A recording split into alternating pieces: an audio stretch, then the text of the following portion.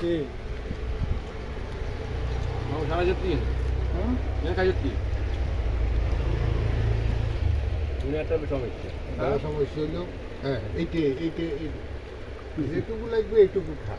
সমস্যা নেই। ওই আপ দিলে আবার যেগুলো আবার তুই আবার হাতে উঠাতে হবে অল্প হ্যাঁ